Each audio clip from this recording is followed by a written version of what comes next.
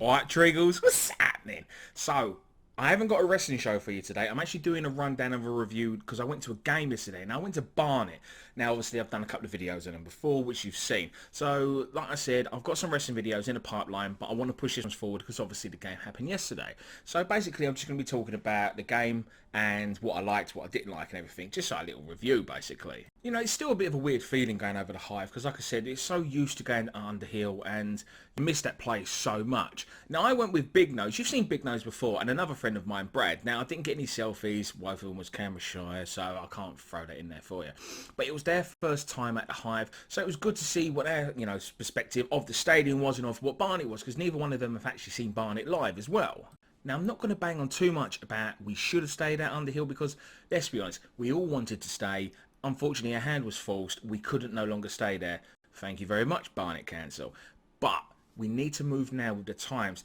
I follow a Facebook page called Barnet Till I Die.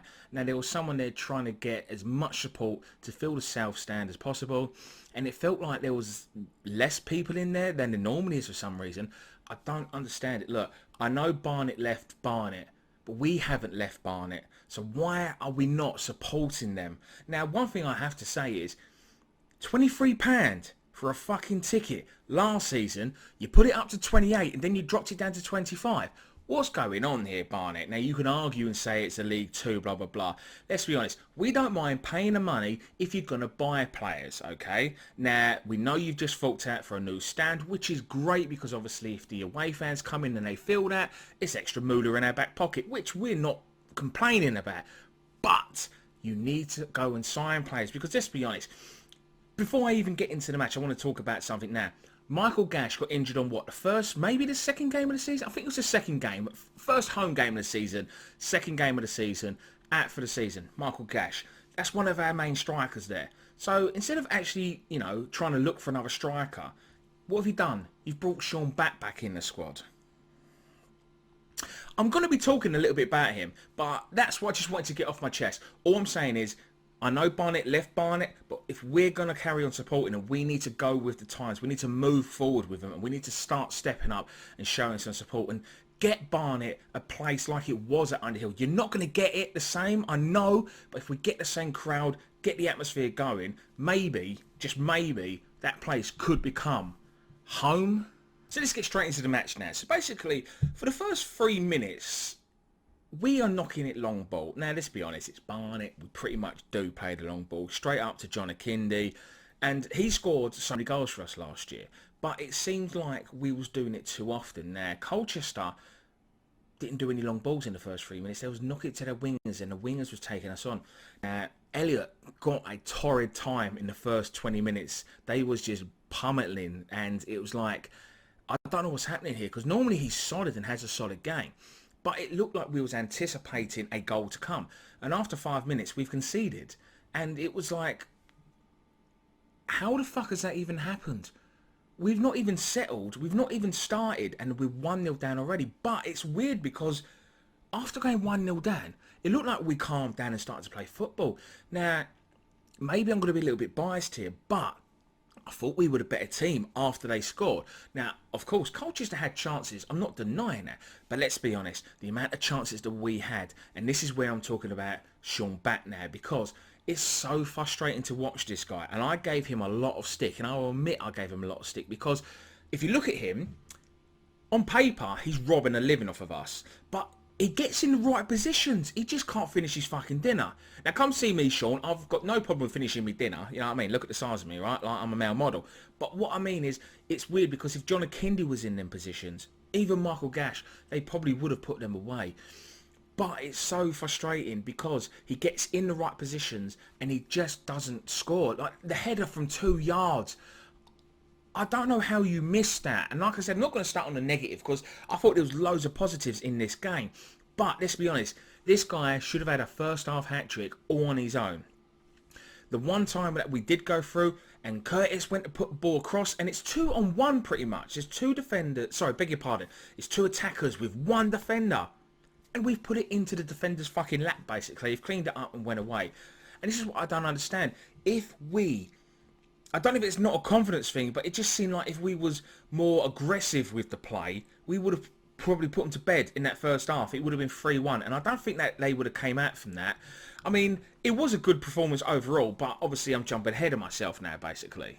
One thing I do want to mention now for, Colchester United, your fan base, fucking brilliant. Probably one of the best I've ever seen. So my hat off to all of you. Well done. The guy with the drum as well. I mean, people can find it annoying or it can cheer you up either way. But your fans did not shut the fuck up. And I love that because that's what obviously I want our fans to be like. And sometimes away fans probably are more louder than the home fans. I don't know. I've never actually been to Colchester. I would love to go if obviously I can get myself a ticket in time. But your fans were fucking brilliant. Didn't shut up all game. Well done to you. You could tell that it was getting your team going in times because there was times where the play was. I mean, it was. And do you know what? I heard one of the funniest comments ever walking out. They went, "Yeah, the game was end to end, but nothing really happened." Do you even know what that saying means? The game was end to end, so we had an attack, they had an attack, we had an attack, they had an attack, but nothing happened? Are you buzzing? The game ended 1-1, but if we finished our chances, and same as them, then it could have been fucking 5-6 all. So the first half pretty much ended like that. I just thought we was a little bit more on the up because of the chances we had compared to Colchester. Again, they're probably going to say it's different, but I just think that if we did finish the chances that we had, I think we had the more of the chances out of the two of us. Maybe we would have gone into that game and definitely Bat would have had a fucking first half hat-trick. Now, I thought that Martin Allen's got to take him off. I mean, it's frustrating because he's in the right positions, he just can't finish. So obviously, Martin Allen's like, well, you're in the right positions, go get yourself a goal sort of thing. So like I said earlier, it's kind of like, well, you've lost a striker. Why haven't you looked to sign a striker? Because technically we did. We signed Akpa-Akpro. Now, I like him, even though at 31, I still think he can do a job. Now, it's difficult because, like I said, I think some of the players or teams have clocked onto the way that we play, as well as with John Akindi, because last year he was brilliant. He's been a slow starter this season, we can say. And we've all got every confidence in him. He will score fucking goals. The guy he's a brilliant striker. He holds up play. He's fucking strong, and he can finish. It's brilliant. He will eventually score goals. We know he will. But I just think that he should have been starting up front with Akpa-Akpro. Now, obviously, we don't know the ins and outs of things, but when Akpa-Akpro came on, as well as Campbell-Ryce, they changed the game up. Now, I'm a massive fan of Luke Gambin. I really do like him, but he just seems to bottle challenges a couple of times. Now, I know he's a small guy, but this guy can turn someone in a phone box. Why, oh why is he bottling chances? As well as when Elliott was on the ball, why are you standing 2 yards from him? Fucking get down the line so Elliott can put a ball in, and then, Luke, you're moaning at Elliott for that. You should be on your way, mate. Don't be standing around, right? So, like I said, the second half has pretty much started the same way. Colchester United fans still making loads of noise. Pretty much even, couple of more chances here and there. Eventually, we obviously get a break in play. We manages to score a goal, Curtis Weston, so it's 1-1, which is great, because I do think we definitely deserved a goal out of that game, despite the chances we had. I mean, again, this is where I'm probably being biased. Maybe we probably deserve to win the game, but a draw, I think, was a fair enough result.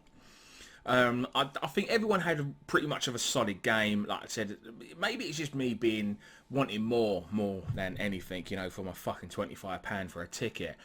Ungala, I like him, he's a big strong lad, but he needs to be more aggressive and dominating, because it looked like he was trying to palm all the work off on Nelson for half the time, and he's our captain, but there's only so much he can fucking do, you know what I mean? But I like both of them. They're a good pairing. I just think he needs to be a bit more stronger and dominating. Like, it's my ball, and just fucking bully your fucking players, bully the centre half a bit, throw your weight around.